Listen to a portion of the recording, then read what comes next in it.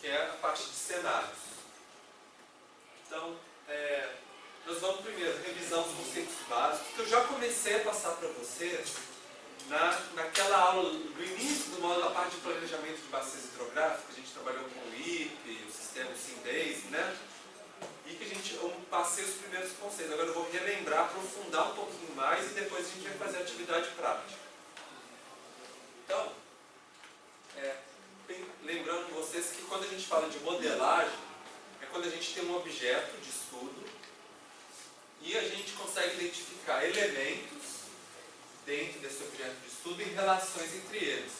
Essa modelagem ela pode ser uma modelagem matemática, pode ser um modelo conceitual, por exemplo, pode ser um mapa também, pode ser um desenho, um esquema, mas ela sempre simplifica,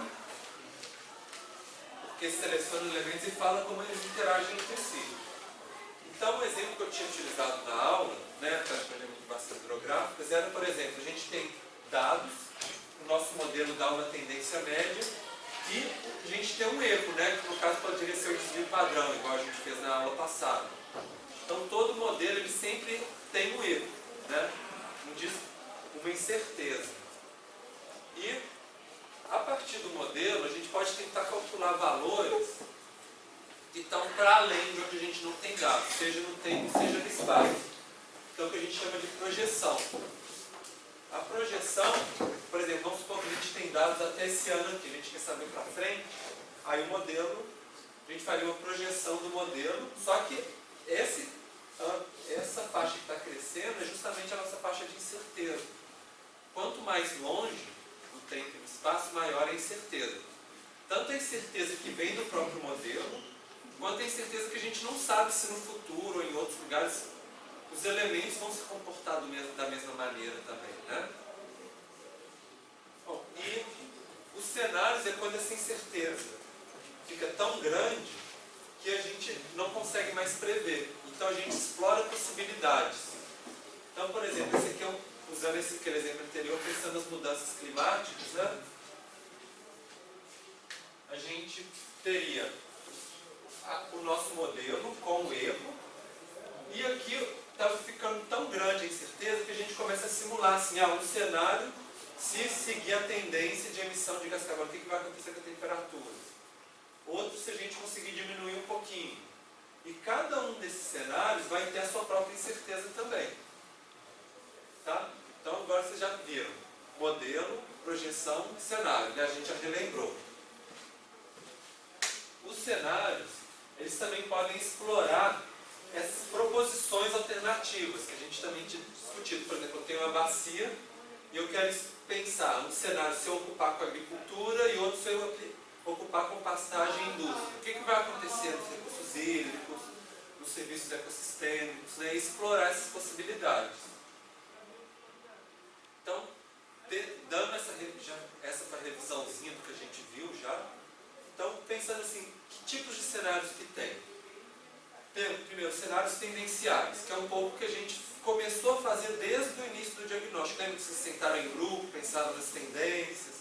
Depois, na aula passada, eu mostrei para vocês agora essa questão das tendências, como que vai comportar os serviços ecossistêmicos no futuro. A pergunta principal é assim, o que a gente espera que aconteça no futuro, né?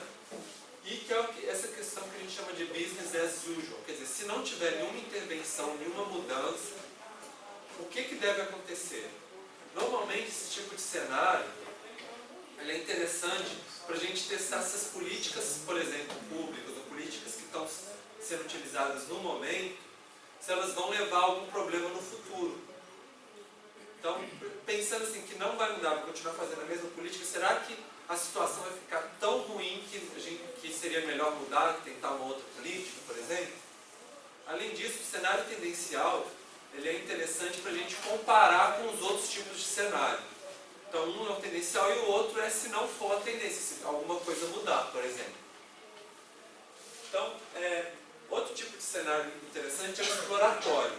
Esse quando a gente não está interessado na tendência especificamente, mas na incerteza. A gente quer saber qual que é a variação de incerteza para o nosso cenário. Pensando assim, qual que é o pior possível e qual que é o melhor possível, por exemplo. E acontece, tem coisa que a gente não pode prever, né? Mas a gente tenta ver o que é possível. É interessante esse tipo de cenário para a gente ver o que a gente chama de se uma política pública é robusta ou não. Robusta é quando pode variar bastante para vários tipos de contexto que a política pública continua funcionando bem. E ela não é robusta quando ela só funciona bem em uma certa faixa da variação do cenário possível, mas em outras possibilidades ela não funciona bem. Então a gente tem normalmente, como o futuro é incerto, a gente tem que buscar políticas públicas mais robustas, né? Outro tipo de cenário importante é a questão de o cenário de visões. Visões é aquele fala assim, qual que é o cenário que a gente quer? E principalmente assim, é muito interessante quando a gente faz uma oficina em grupo, por exemplo, pega diferentes grupos de pessoas que moram numa comunidade, que estão interessados, e tenta chegar num consenso entre todo mundo. Cada um inicialmente tem a sua visão, o que é mais importante, também o que não quer, também para o futuro. E aí tentar botar as pessoas para conversar, para chegar num cenário de consenso que todo mundo quer. Porque é a primeira etapa para começar a tentar construir algo em conjunto, né?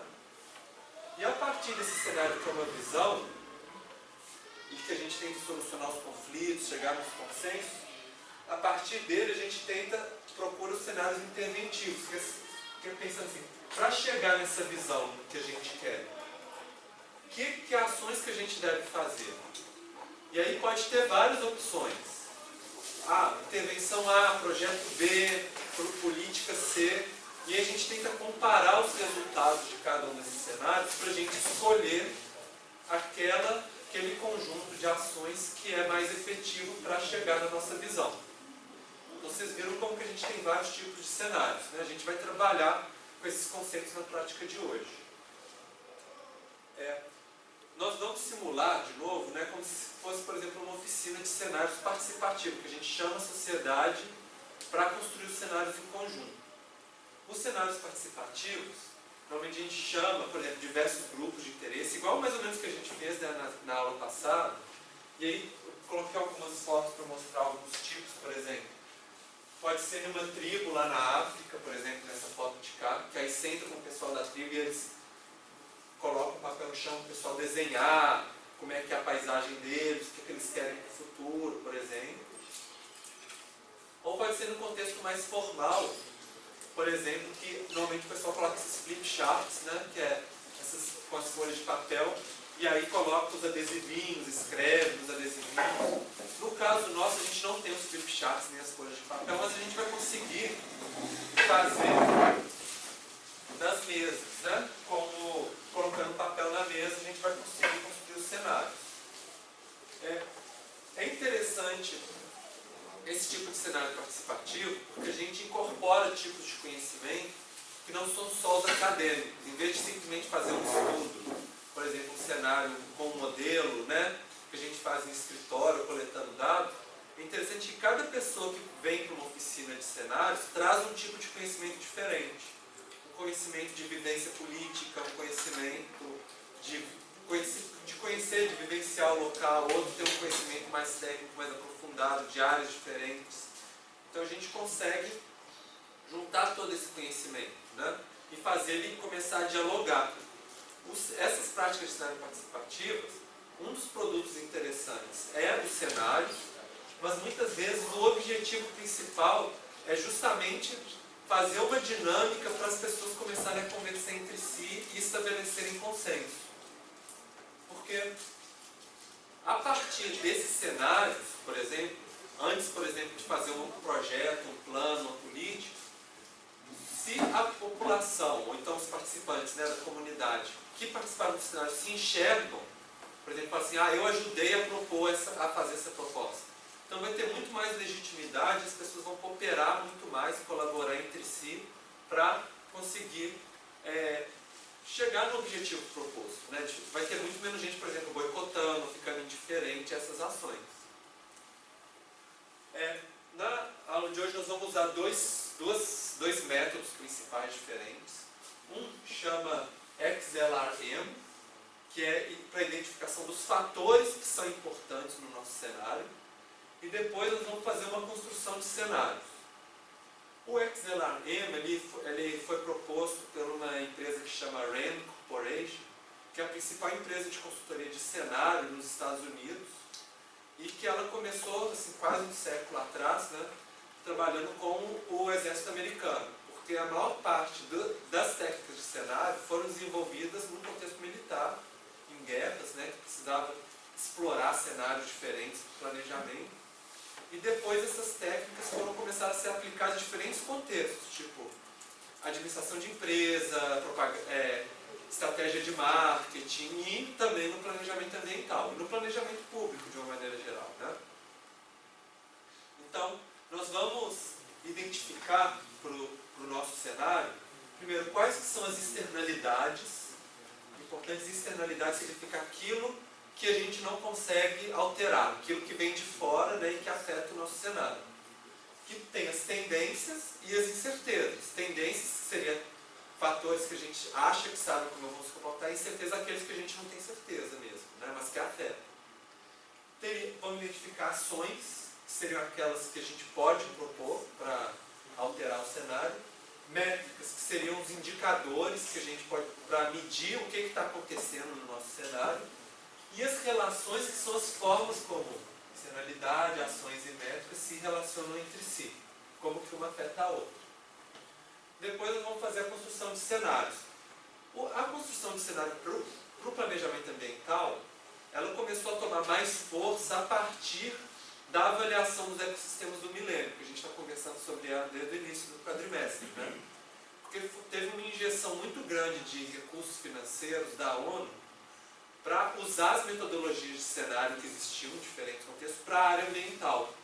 E aí, nessa época, de 2000 a 2005, foram feitos assim, vários projetos de cenários com vários métodos no mundo inteiro. E quem coordenava todos esses projetos era o professor Luiz Lebel, que depois, a partir desse conhecimento, né, dessa experiência que ele teve, ele continuou trabalhando no Stockholm Environment Institute, em contexto de modelagem de cenários para mudanças climáticas. E aí ele colocou essa experiência dele nessa plataforma WeAdapt, que é um site na internet, onde tem vários recursos didáticos, de metodologias participativas para adaptação às mudanças climáticas. Um pouco do que eu estou trazendo para vocês hoje é porque eu trabalhei junto com o Luiz Lebel, e aí ele me ensinou muitas partes dessas práticas para poder trazer aqui para vocês. Depois disso, em 2016, o World Resources Institute, que é o WRI, fez também um manual que chama Participatory Scenario Development, que sintetizou também as melhores práticas de cenário participativo e que é uma fonte de referência também. Se algum de vocês for fazer uma atividade de cenário participativo no futuro, nos trabalhos de vocês, é uma fonte mais nova e que dá passo a passo como fazer cada etapa, que é mais ou menos o que a gente vai seguir hoje. Então, primeiro a gente precisa contextualizar qual que vai ser o nosso cenário. Então, delimitar primeiro o espaço que vai ser a nossa área de estudo, a bacia hidrográfica do UFABC. Vamos ter que delimitar o horizonte de tempo para o nosso cenário, então nós vamos colocar 45 anos. Quer dizer, um cenário até de médio e longo prazo, né?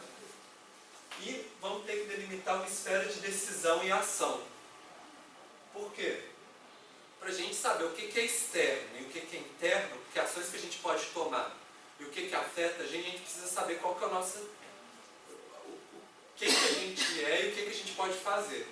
Então, para essa dinâmica, vamos colocar que vocês são os gestores municipais de São Bernardo do Campo. Então, quer dizer, vocês são o que a prefeitura pode fazer, de decidir a ação. Mas, a prefeitura, como na vida real, né, a prefeitura ela pode se articular com a comunidade, com a iniciativa privada, com o poder estadual, federal, mas não é ela que decide por esses outros atores, mas ela pode fazer colaboração. E o objetivo do nosso cenário é melhoria no fornecimento de serviços ecossistêmicos, baseado na discussão que a gente já fez na aula passada. Então a gente viu os problemas a partir desses serviços, o que não estava sendo atendido, quais são os impactos, e agora a gente quer melhorar. Então esse é o objetivo da nossa prática de hoje. Então, eu vou passar para cada um dos grupos, mantenha os grupos do trabalho, uma folhinha e a gente vai fazendo parte por parte dessa folhinha juntos, tá? Vou passar para vocês aqui. Então são vocês 4 aqui, né? Ah, de cá? Então tá. Aqui.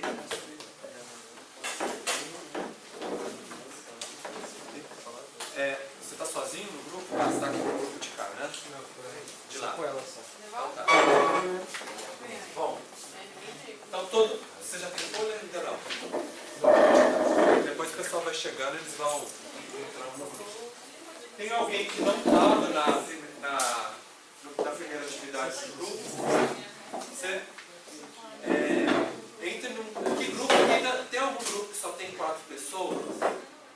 Ou todos os grupos têm 5? O nosso tem 4, mas ele Está entrando, então já tem 5, né? Faz o seguinte, entra com um grupo de cá. Então, vocês já são com 5 também, né? Mas fica com 6. Bom, então lembrando para vocês, nós vamos começar com a parte das externalidades. Externalidades é o que está fora do raio de ação e decisão de vocês, como gestores públicos. Vamos começar identificando tendências, ou seja, que é o que a gente pensa, que a gente sabe que a gente espera que vai ser os fatores que a gente acha que a gente sabe como eles vão se comportar no futuro. E que é muito utilizado para modelagem e projeção, né? E nós vamos pensar também em incerteza, que são aqueles fatores que a gente não tem certeza de como que eles vão se comportar no futuro. A gente não sabe, será que vai acontecer isso, vai acontecer aquilo, mas que eles são importantes, que afetam a gente, para pensar nos cenários possíveis. Então, eu vou pedir para vocês começarem, em cada grupo, vocês vão identificar 2 tendências que vocês acham as mais relevantes para o cenário, para a área de estudo que a gente está estudando, que é a bacia do FABC. E aí vocês podem pensar, por exemplo, aquelas tendências que vocês identificaram em grupo, por exemplo, na parte de diagnóstico de pressão, estado de resposta, vocês pensarem nessas tendências, e nas tendências da prática de serviços ecossistêmicos também, né? Que a gente acabou de conversar, que a gente fez na aula passada e que a gente começou a conversar no início dessa aula. E além de escrever qual que é a tendência, tentem caracterizar um pouquinho mais, tipo, falar assim, quanto que deve crescer para o futuro, se tem um limite, o que vai acontecer, né, em relação a essa tendência no futuro. Tenta assim, pensar um pouquinho, detalhar um pouquinho mais, tá bom? Então nós vamos ter que fazer essas coisas assim, rápido. Então, eu vou dar para vocês 5 minutinhos para vocês pensarem. Gente, é só pensar 2 tendências e o que pode acontecer, e é escrever. Tá bom? A gente tem que discutir rápido para fazer todas as etapas na aula de hoje.